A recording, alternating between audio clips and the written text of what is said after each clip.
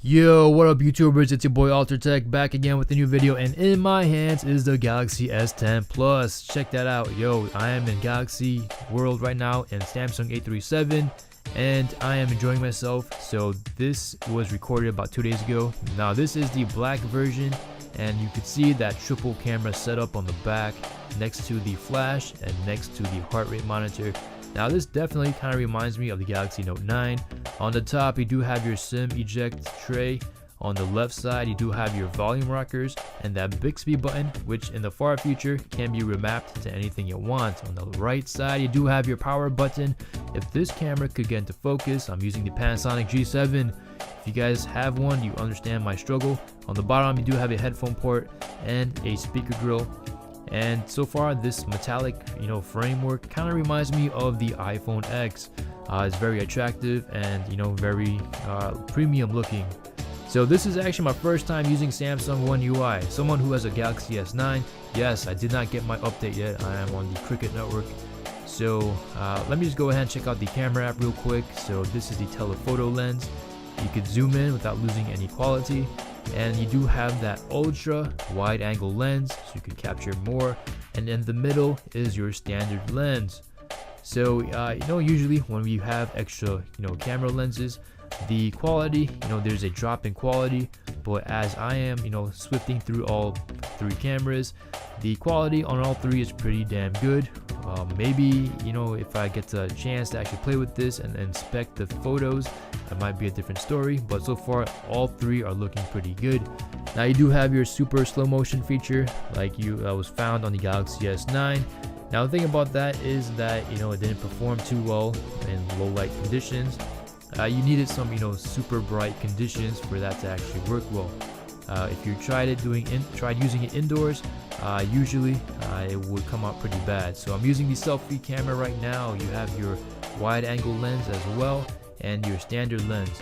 So I'm just shifting back and forth. Both of them look pretty good quality. And you do have your live focus feature, so you get like this crazy bokeh type effect where like the blur has it comes in different directions, and you have that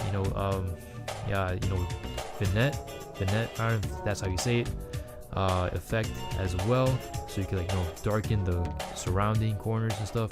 Okay, so you do have HDR10 recording, which is pretty impressive.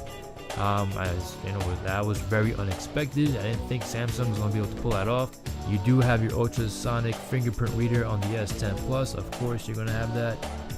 And this is my first time using the Samsung One UI. I have the Galaxy S9. It's been about a year and I'm still stuck on Android Oreo. I'm on the Cricket network. So okay, now here we go. Here we're going to play Asphalt 9. Check out how fast this game actually loads up. This is the fastest phone I've ever used when it comes to loading Asphalt 9. Now as you can see, the question of the day is that camera cutout, selfie camera cutout, going to affect the gameplay? Number one, yeah, it's definitely gonna block out whatever letters, whatever words. Like here you see it's blocking out the S in starting race. It's blocking out the select word a little bit. So if you're playing a game and there's like some very important information where that selfie cutout is, you're going to be missing out. So Samsung did make some contract or some deal with Unity, so that for future games you might have some games where they might take that cutout into consideration. So I am playing this game and I am playing this game with one hand, and so far it's not going too good.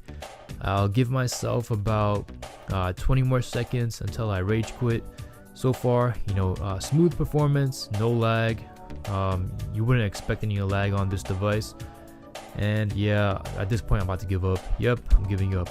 So a beautiful display. It's large, pretty much one of the largest displays I've used.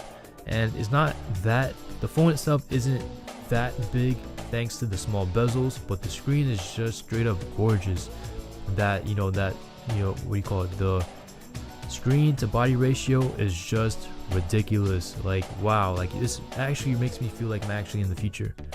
Now again, Samsung One UI, the icons, I wish I could probably change the icons. I'm not too fond of the icons. All I want is a UI from Samsung that gets fast updates, number one, and number two, you know, doesn't have any lag. Now as you can see, I just swiped to the Bixby screen, and for the S9 usually I get some lag on that, but so we'll see what happens when I do get my Galaxy S10. So this is AlteredTech signing out. This is the Galaxy S10 Plus. Beautiful device. I'll catch you guys in a later video. I'll be on a live stream tonight with Mobile Geezer, Simplify Your Tech, and Will. So I'll see you guys tonight. This is AlteredTech signing out. Hope you guys have a great and wonderful Friday. Peace.